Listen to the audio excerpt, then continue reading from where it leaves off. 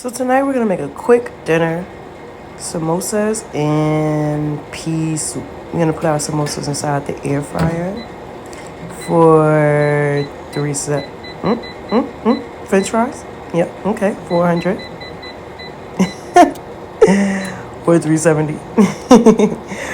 We're gonna stop it just around 4 minutes, and then take our lentils and put them inside the boiling water.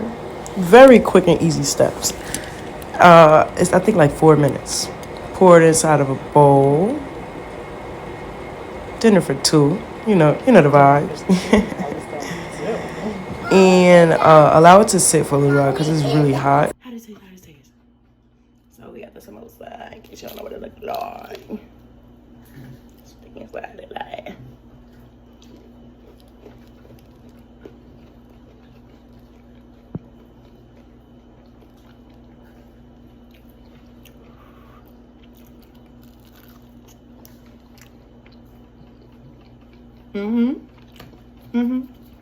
Tastes about right.